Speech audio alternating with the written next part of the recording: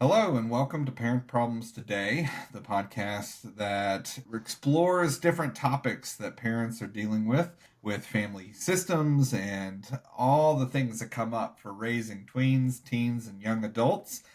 Today, myself, Robert Trout, and Mary Zahnbrecher from the Parent Trainers community is here to explore a topic that comes up a lot at various stages of life and development. But today, we're going to explore enmeshment and really try to just dive into the basics of understanding what that is, where it comes from, and what parents should really think about when we jump into that topic. So, Mary, as we begin this conversation, I think I just want to pass it to you because the beginning of understanding enmeshment really is about recognizing why decisions are made by a parent or grandparent or caregiver in any scenario.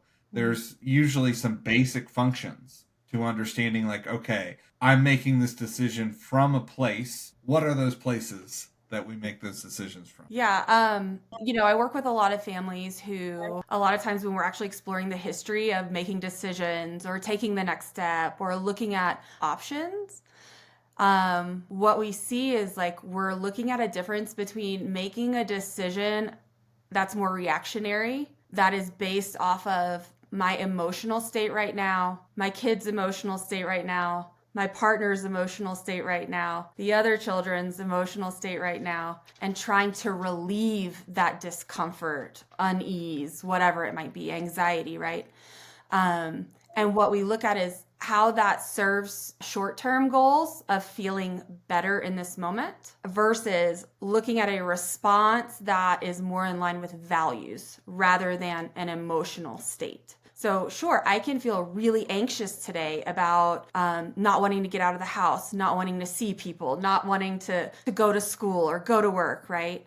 But my value is teamwork and community and support. And so when we look at those two things side by side, if I choose something based off of my emotional reaction to what is going on in my head, in my emotional state, I'm going to choose to alleviate that anxiety and stay home because that's very rewarding and I don't have to feel anxious if I don't go out. But whenever I look at, on the other hand, right, that values based decision of, well, I believe that when I go to work and I show up, I'm supporting a community, that I'm fulfilling this idea, this value of hard work that really stands out to me in who I am, in my core, right? And so while both of those things can be true at the same time, I'm moving in a way that serves me, serves the family, serves a value set that actually will help me navigate life in a way that is more in line with who I am and what I need in the long term or what my family needs in the long term, right? And so when we look at enmeshment with families, it's a lot of times this I don't want to hurt them, or there's a lot of pain going on here for us, truly, a lot of pain going on here for us. And we're just trying to look at alleviating that pain. And we're looking here instead of out here, right? And so, what we really look at in terms of that enmeshment or that desire to take that pain away or to serve that child in meeting a need or doing something, it's let me just do it, let me just make it happen, let me just make it go away. It's very immediate rather than what are the long term things we need to look at and how can we serve that bigger purpose. Absolutely. I want to pause in this conversation for all the parents that are listening because very often enmeshment's one of these things where they're like, oh, I'm not enmeshed. So what we often have to do is go into this process, say, well, what is enmeshment? Mm-hmm. And I always take it to that place of like, so many parents get into this mindset that rescuing or rescuing their kid is enmeshment. And I have to point out to them that that's not true. Rescuing is a primal survival strategy where we witness someone struggling and we step in because we have the solution, right? So we are resourced or we are powerful enough in our own mindset to Mm-hmm. step in and handle or take care of whatever was happening there. And so many parents kind of mix that up where it's like, oh, well, I rescue sometimes, but, I don't really, do it all the time for my kid. There's some justification in the story Totally. to that. Yeah. And rescuing really isn't enmeshment. there is that offset where enmeshment, when we get into the clinical evaluation of it, is very much that for example, your child's success in school, in relationships, in accomplishing a task or emoting or whatever it might be, is tied to the actual emotional experience that you're having. Enmeshment is if my child fails, I have failed. That's where we're crossing the line from I'm not doing their homework for them and rescuing them from the anxiety they're having about this report. It's I can't handle them failing this report. That's the crossover. So for any family that's listening to this, we want to make sure we differentiate that, because enmeshment's one of those pieces that some parents slide in. Yeah, they started rescuing, Right. and then eventually it became I can't let my family, my community, my my significant other, the other children, whoever it is, there becomes an us versus them, and the dynamic of the relationship becomes tied together. So if you're out there listening to this, please understand that rescuing is a different topic that we talk about when we really get into a family system or dynamic. And enmeshment is that place of recognizing that you have crossed a therapeutic boundary where their life is somehow your responsibility, because the outcome of whatever their struggle is now directly tied to your either self-esteem, your ability to feel a sense of control, or to feel empowered or powerful, or whatever it might be. There's a root feeling there, but there is that kind of separation between those two things. So when we're talking about that enmeshment, and we talk about that, we make decisions from a place of values or reaction. The reaction when it comes to enmeshment is not just to save them, it's to protect ourselves. Yeah, and that's what I was Any going to thoughts say. on that, Mary? What would you add Yeah, to that? it's a total. I think what happens is there's this negative connotation, right, behind this idea of like, oh, I'm not enmeshed because I don't do these things, right? Or I'm not enmeshed because. And I think it's a totally natural thing for parents, for loved ones, for people who care about others to step in those ways. The big distinction there is between enmeshment, and that is my role or the way that I perceive who I am is completely intertwined with how successful or stable or fill in the blank, right? That these other people Yes. around me are. And I actually internalize that as my fault, my problem, right?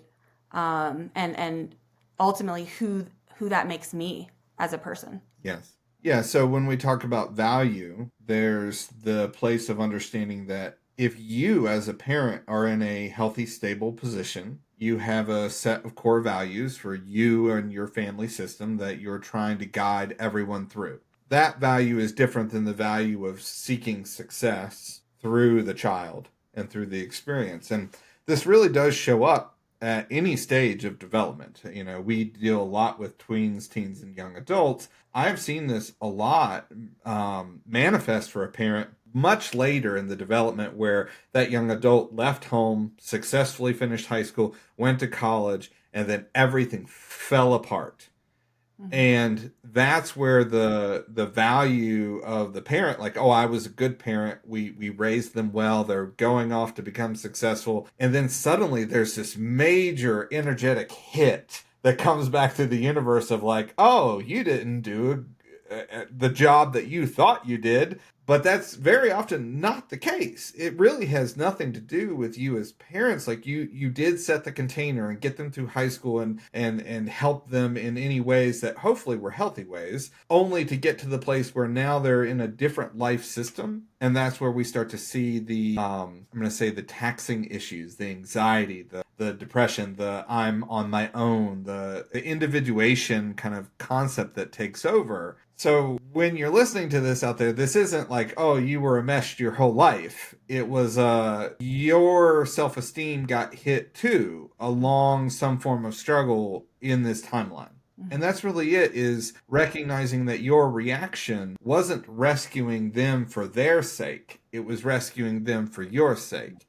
So that could be in college, it could be in high school. I mean, there's so many different events that can happen to someone that brings this up. So, Mary, let me ask you, when you work with families, Mhm. when we do our coachings and our trainings for families all over the country, Mhm. the question that comes up for me with enmeshment a lot is, what do I start to do as a parent if I start to realize this isn't all about them, right? So we Mhm. start to identify this as enmeshment. Mhm. What's the first steps there? So what comes up for you when you start seeing this pattern and a family becomes open to recognize? Yeah. I think at a baseline, it's being able to identify what's going on for ourselves and really think about what is the story that I have that allows me to feel like this is all on me, right? And to at its kind of core, look at when I notice something coming up that has me feeling a certain way, right? We kind of identify those triggers or those kind of telltale signs that this is when I tend to fall into that loop. Identifying that and then making a plan to do something different in that moment, whether that's um, just listening, just hearing that child, just being there with them, right? Or whether it's empowering that child to do something for themselves. And then, as always, we encourage parents to do their own work, whether that's therapeutic, work or whatever they choose in kind of coming back to why is this my story, right? So we're sitting there going, Mhm. notice, recognize, identify it, and change the pattern, right? And then go look at why that is your pattern, right? A lot of times parents are like, yeah, I was in this family system as a child where I just had to kind of manage between my mom and dad, and I felt like I was always that person, right? And that's like, okay, great. And when we start to think about that, where do you feel it in your body? Or what do you notice is the quality of your thoughts? Let's identify it. Now, what else can you do, right? It's about what's Yes. yours versus what is your kids. And, a lot of times it's about Yep. when we react from our own place of, gosh, I'm not good enough or I didn't do my job, right? We take away really great opportunities for our kids to learn about themselves. So, yeah, Yes. it's kind of where we start. Yep. And that, yeah, and I agree. It really is about that conversation and kind of picking it apart and the redefining, right? You're Mhm. saying like find something different to do.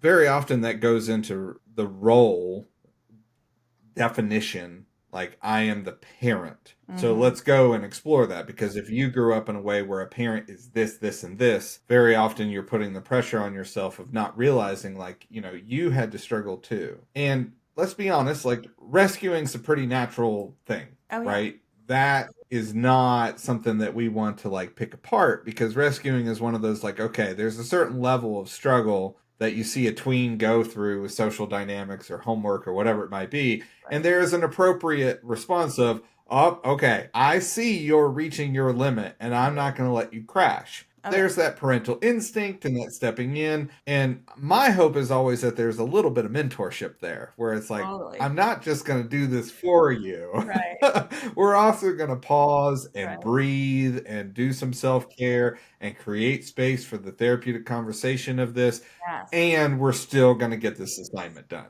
right? Totally. Like, the you becomes a we and we move through. Now, later, high school, college, etc., there's an individuation that is very important there, where it's like, the you is still a you, and I am not stepping in as a parent anymore. I'm stepping far more into that mentorship of, I'm going to let you struggle and Mhm. hold a container around you to struggle. I'm not going to take the struggle away from you. Super important designation shift there, because eventually we get to that place of, you are an adult Yeah. and I am an adult, and we have an adult to adult relationship forming here, which is very much not about the rescuing and very much about the teaching and giving the resource and direction for them to go try and fail and Totally. try and fail again and then try and succeed a little bit and then Yeah. keep that pace going in that process. So the reverse of enmeshment really is that recognition of, like, my job is to let you go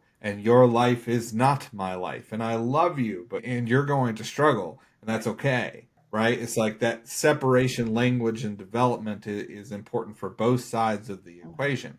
So within that is okay, what is my role? Yes. And having you as the parent, when we say do your work, that's not always therapy. And very often it's just developing okay, now that they don't need me in that way, what can I do with my life that provides meaning and support and direction and a role that is supportive to me in my growth and development? Too often parents feel, in my opinion, that I run into, they feel done. Oh, I'm done. There's nothing left for me to do. But the truth is that there's so much for them to do in personal development. And I think that for me is where the line gets crossed sometimes, is that if you don't realize that, you'll fall into the trap where you start rescuing and then your job becomes the success of your child or children or family or whatever that might be. And there needs to be a healthy level of separation there. Absolutely. I mean, more often than not, the conversation after we talk about these skills and tools and the next thing to do differently is, okay, so now that some of these things aren't your job, it's not your role, who do you want to be? How do you take these things that you do well and apply them to volunteer work or outside of the home, right? A lot of times it is about a redefining so that we don't accidentally fall over that line from, hey, I'm naturally teaching you so that I can let you go into the world successfully, into like that slippery slope of like, wait, but this has been my role my whole life, or your whole life. And now that's all I know how to do. So I'm going to start defining myself as that. Yeah, it's that looking at what else is there. You're still going to be around to support your child. They're still going to need you for certain things, right? But yes, how do we trust that we have successfully launched that young adult, right? Or are launching that teenager, and start redefining, who am I? What is my role? Because my role is not just rescuing this kid. My role is not just thinking about my worth in terms of their success. Yes. So we've talked about enmeshment and kind of what it is and what it's not. We've looked at these dynamics. I guess for me, the conversation always turns at this point to what we were just saying about personal development, is recognizing that if you're enmeshed and you're starting to recognize those patterns, how do you get out of it? What is like step 1, 2, and 3 for you, not for your kid? Your kid's struggling. Yes, we've identified that something is going on there. They need to do their work and receive mentorship and guidance and kind of have that wraparound support. But you as a parent, what would be step 1, 2, and 3? If we simplified it down to what do I do, what would you say is number 1? Let's see if we match up on that. Yeah, number 1 is just recognizing what's coming up. It's recognizing, oh, this is that pattern. This is the story in my head that maybe I don't even hear. It's just kind of the white noise that plays all of the time in the back of my head that says, jump in, because you're not enough or you did a bad job. And so now it's your time to show up and do that same thing. So noticing whatever tends to happen in those moments for you as the parent, again, whether it's the quality of my thoughts or the way I feel in my body, a lump in my throat, right? And recognizing this is a story I'm telling myself. This isn't actually what's happening. Yep, I agree with that. And then step 2 for me is always that recognition for the parent to say, okay, your entire job after realizing that you want to make this better is to change your approach to a place of, how can I teach them without doing it for them? Step 2 is changing the language and the thought of, I would normally do this for them because I don't think they can. There is a loss of confidence there with enmeshment, and that really drives that reaction. So it's I need them, and that's hard. I need them to develop a strategy to handle this without me. So it's working yourself out of a job. So step 2 for me is how do I change the thought and the language for how I approach what is happening for myself while teaching and mentoring being the core factor there. That would be step 2 for me. Do you agree with that? Yeah, and a lot of times like I'll see parents go like, I didn't realize how much like I kind of needed them to need me, or how much like I Mm-hmm. was like really in this thought pattern of like, if I'm not there for them, then I'm not a good parent, or if I'm not just doing it for Right. them and taking this pain away from them or this stuff away, then I have failed. Absolutely. That's the pause is kind of what Yep. I call it. And that's yeah, and the redefining, the Yes. redefinition of, Right. like you just said, the good parent. Sometimes I'll even have people like write a checklist. This is what it means to be a good parent. But then we have to do an age check. Well, how old is your child? Where are they developmentally and neurologically in this process? Because sometimes you're still stuck back when they were, 14. When Absolutely. they're 17, 18 now, you have to move up, not them. You have to move the dial forward for your relationship with them and the struggle that you're having as a family. Right. Step 3, what would we close it out with? Yeah.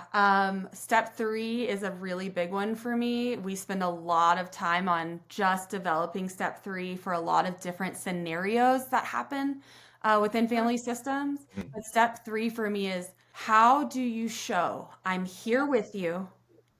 I'm in this with you, but I'm not doing it for you. I am becoming more of that mentor, or more of that. I believe that you are capable, and maybe there are some pieces missing for you because you're new to this, right? We forget that kids are very new to some of these experiences. But that we're empower, like, how does the parent then empower the child to kind of sort through what might you do in this situation, right? What are some options you think you have? So I'm here with you, helping you and supporting you. And if you need me to just kind of give you something, right? Because you've never experienced this in your life, I'm here to do that. But I want to empower you to think through what makes the most sense in your world as a teenager or a young adult in 2024, right? What makes the most sense for you in how you want to accomplish this or figure this out or struggle and chew on this for a little bit, right? And be kind of that mirror for the child. Yes. I think the only thing I would add to that is recognizing that in step 3, there's the transition where you are non reactive. Mhm. And as the parent, it's also that recognition in that moment that you might not be the best person to be in the scenario with them. Yeah. And that's really hard for someone that stepped into enmeshment, is that realization, I have to remove myself from this process and build that separation in space, because at times, depending on the subject and the struggle, you're the trigger, or Yeah. you're not the right mentor for what your kid needs to learn. And there's that resourcing and bringing in the external support and Mhm. help from the community or church or family or whatever it might be, where it's like, okay, I have to admit that I am powerless here. So I need to find the right scenario to wrap my child in so that they can learn, and I have to admit it's not me. So Right.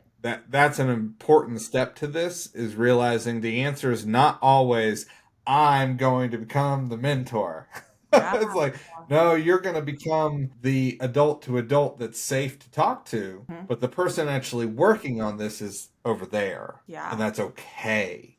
Right? So Mm. breaking the pattern does not always mean like you're going to change dramatically. It just means that the whole situation changes, and realizing that it doesn't have to be you, and that that's okay. So within that dynamic, I guess the last thing that comes up for me in this, when a family is kind of working through this, is recognizing that the people around you are also going to have to be truthful with you. Hmm. You kind of need, in my experience, people, whether they're parents or not, when it comes to an enmeshed relationship process, you need the external for people to gently come in and say, hey, you're in it, come back out here. So that might be a co-parent or grandparent or a friend or whoever, but eliciting support is also usually a part of this. Mhm. The, hey, you're reacting and we're going to go over here now. and someone take you away from the process that you're stuck in so that you don't have to run the full loop of behavior and reaction and process with your child.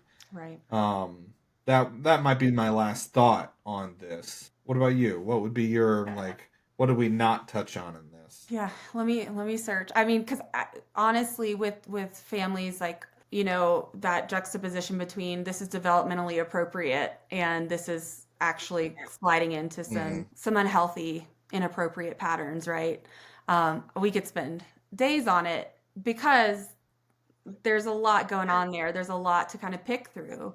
And I think part of this is, I've branched off to so many different topics when this comes up of, defer, have that community.